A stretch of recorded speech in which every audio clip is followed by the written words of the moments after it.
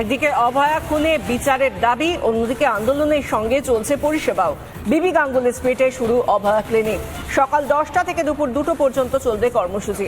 मीरा सफेद तुरंत खुले, भरपूर झाग दे और इसकी स्मार्ट साइंस दे स्मार्ट केयर और फ्रेशनेस। मेरी चॉइस मेरा सफेद। এর আগেও আমরা দেখেছিলাম সেই ছবি, এর আগের রবিবারও অভয়া ক্লিনিকের ছবি দেখেছিলাম। এই রবিবারও আমরা দেখতে পাচ্ছি অভয়া ক্লিনিকের সেই ছবি। তুলিকা রয়েছেন আমাদের সঙ্গে বিবি গাঙ্গুলি স্ট্রিট থেকে সরাসরি। তুলিকা, আজকে যে অভয়া ক্লিনিক খোলা হয়েছে, সেখানে পরিষেবা দেওয়া হচ্ছে, কত মানুষ এসেছেন?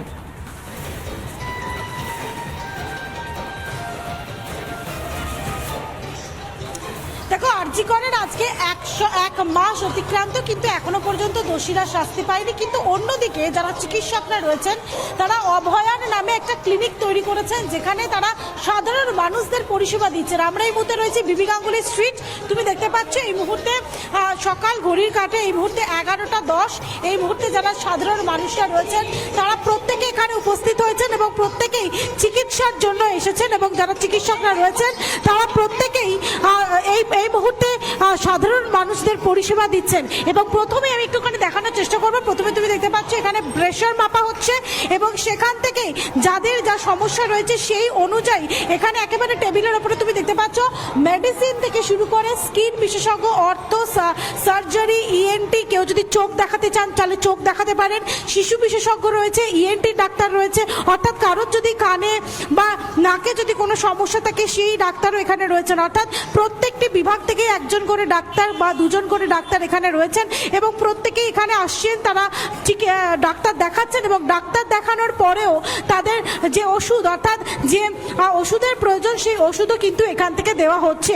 এবং এরই মাধ্যমে এক অভিনব প্রতিবাদ জানাচ্ছেন যারা চিকিৎসকরা রয়েছেন তারা।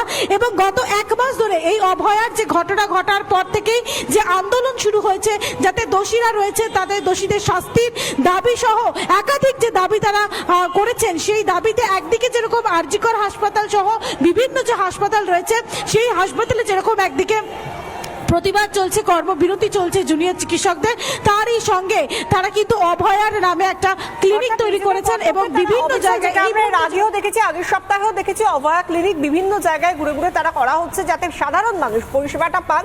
এবং চিকিৎসকরা আন্দোলনও চালাচ্ছেন, সেই সঙ্গে পরিষেবাও দিচ্ছেন। এই সপ্তাহেও আমরা সেই অভয়া ক্লিনিককে চালু অবস্থায় দেখছি।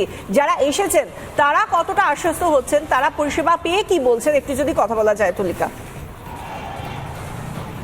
এবং চিকিৎসকরাও অবশ্যই তারা কি বলছেন।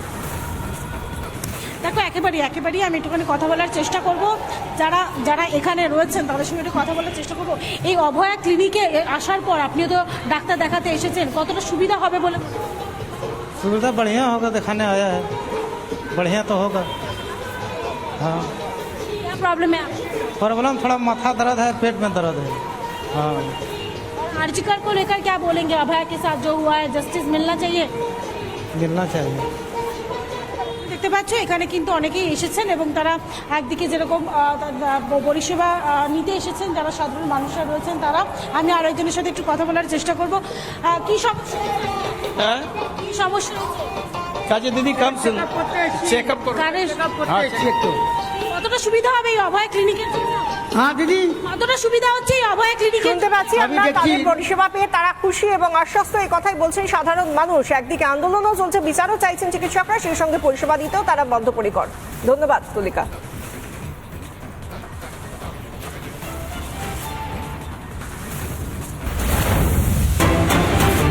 একটার পর একটা দিন যাচ্ছে আর আরজি করের প্রাক্তন অধ্যক্ষ সন্দীপ ঘোষের একটার পর একটা সম্পত্তির হদিশ পাওয়া যাচ্ছে।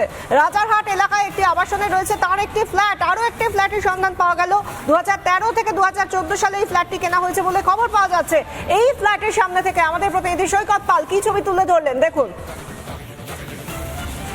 সন্দীপ ঘোষের বাড়িতে গত পরশুদিন ইডি যে রেড করেছিল, বেলেঘাটায় যে বাড়িতে রেড করেছিল তার ঠিক পাশেই, বলতে গেলে তার ঠিক কাছাকাছি এলাকায় আরও একটি বাড়ির সন্ধান আমরা পেয়েছিলাম। রিপাবলিক বাংলায় আমরা এক্সক্লুসিভলি দেখিয়েছিলাম সেই বাড়িটি, সন্দীপ ঘোষের ফ্ল্যাট, এবং সেখানে গাড়িও রয়েছে, সেই গাড়িটি রেজিস্টার্ড রয়েছে সন্দীপ ঘোষের নামে।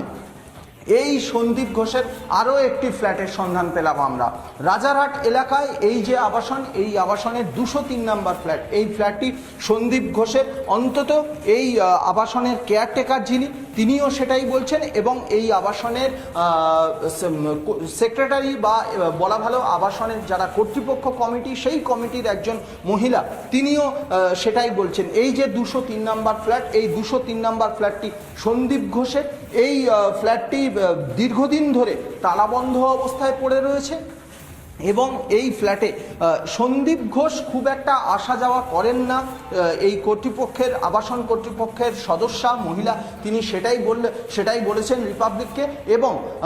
এবং এই যে ফ্ল্যাটে সন্দীপ ঘোষের আত্মীয়, সন্দীপ ঘোষের শ্বশুর শাশুড়ি আরও বেশ কয়েকবার এসেছিলেন, তারা দেখেছেন, কিন্তু সন্দীপ ঘোষকে এখানে আসতে দেখেন। প্রশ্ন হচ্ছে, এই যে সন্দীপ ঘোষের এত বিপুল সম্পত্তি, সেই সম্পত্তি সন্দীপ ঘোষ নিজে একজন চিকিৎসক, তার স্ত্রীও চিকিৎসক, তাদের একাধিক সম্পত্তি হয়তো থাকতেই পারে, কিন্তু যেহেতু দুর্নীতির অভিযোগ, তাদের সন্দীপ ঘোষের আগেনস্টে দুর্নীতির অভিযোগ রয়েছে, তাই স্বাভাবিকভাবে রিপাবলিক বাংলা প্রশ্ন তুলছে, এত সম্পত্তি সে কি দুর্নীতির টাকাতেই? এই যে ফ্ল্যাট, এই ফ্ল্যাটের এই যে 203 নাম্বার এই ফ্ল্যাট লেটার বক্স এখানে রয়েছে, এই ফ্ল্যাটটি সন্দীপ ঘোষের এমনটাই জানা যাচ্ছে। এখানে যিনি কেয়ারটেকার রয়েছেন তার সঙ্গে আর একবার কথা বলে নেওয়ার চেষ্টা করব। ফ্ল্যাটটি সন্দীপ ঘোষ?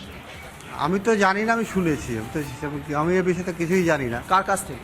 আমি এখানে নাইটে যে থাকে তার কাছে শুনেছি, ঠিক আছে। কিছুদিন আগে, আমি কোনোদিন লোকটাকে দেখেও নাই কোনোদিন। মানে এই আরজিকর সন্দীপ ঘোষ নামটা যখন চর্চা হচ্ছে, তার মধ্যেই নাইটের কেয়ারটেকারের কাছ থেকে এটা আমি জানিও না যে ইনি কে, সঞ্জীব ঘোষ, ঠিক আছে। আমি কোনোদিন আজ পর্যন্ত চোখে দেখে নেই। বিশেষ করে দুর্নীতির ঘটনায় ইডি এবং সিবিআই, দুটি কেন্দ্রীয় তদন্তকারী সংস্থা, তারা তদন্ত করছে। এই দুর্নীতির মূলত অভিযোগটা করেছিলেন আক্তার আলী, কিন্তু যে ফ্ল্যাটগুলো, এতগুলো প্রপার্টি, এগুলো তার আগে থেকে কেনা। প্রশ্ন উঠছে, দুর্নীতির শুরুবার সেটা কি আরও আগে থেকে? ভিডিও জার্নালিস্ট দীপঙ্কর কাঞ্জিলালের সঙ্গে সৈকত, রিপাবলিক বাংলা, কলকাতা। রিপাবলিক বাংলা ফোনে কথা বলেছিল আবাসনের সেক্রেটারি স্ত্রীর সঙ্গে। তার দাবি রাজারহাটের এই ফ্ল্যাট সন্দীপ ঘোষেরই। বলছি, এখানে সন্দীপ ঘোষের নামে কি কোনো ফ্ল্যাট আছে? আছে, কিন্তু ওনার নামে কি ওনার মিসেসের নামে তা তো জানি না। ওনাকে আমরাও চোখে কখনো দেখিনি। আর সবচেয়ে বড় কথা, আমাদের একটা ফ্ল্যাটের মেনটেনেন্সের ব্যাপার থাকে, উনি ফ্ল্যাটে প্রথম থেকে কোনো মেনটেনেন্সও দেননি। একদম কত নম্বর ফ্ল্যাট? ওনার 203 বোধহয়, 203 আমার 203। 203? হ্যাঁ। কতদিন আগে কেনা? অ্যাকচুয়ালি ফ্ল্যাট 2012-13 সালেরই ফ্ল্যাট। আমরা প্রথম থেকে কিনেছি, তো তখন থেকেই ওনার আছে, এইটুকু জানি। আচ্ছা, মানে রেজিস্ট্রেশন কি ওনার মিসেসের নামে? সেটা বলবো কি করে, আমি তার কাগজপত্র দেখিনি। আচ্ছা, ওনাকে কোনোদিন আসতে দেখেছেন? আমি তো দেখিনি কখনো। ওনার শাশুড়ি শ্বশুরমশাই এসেছিলেন একবার মিটিংয়ে, তারপরে আমি দেখিনি কখনো। আচ্ছা, ওনার শাশুড়ি শ্বশুরমশাই এসেছিলেন? কতদিন আগে একবারই দেখেছিলাম আমি, নাহলে পরে ওনাদেরকে আমরা সেভাবে দেখিনি। তো ওই রিসেন্ট ওনারা ওটা সিল করার জন্য অনেক লোকজন দেখিয়েছেন, তো দিয়ে এখনো সেল হয়নি। আর সবচেয়ে বড় কথা, আমরাও খানিকটা প্রোটেস্ট করেছিলাম যে প্রথম থেকে মেনটেনেন্স কোনো কিছুই উনি দেননি। একটা ফ্ল্যাটের মিনিমাম মেনটেনেন্স তো থাকে, সবাই দিচ্ছেন আর উনি দিচ্ছেন না। মানে আপনার হাজব্যান্ড সেক্রেটারি, কিন্তু অল ওভার সবসময় দেখাশোনা করেন আপনি? হ্যাঁ, আমি দেখাশোনা করি। ঠিক।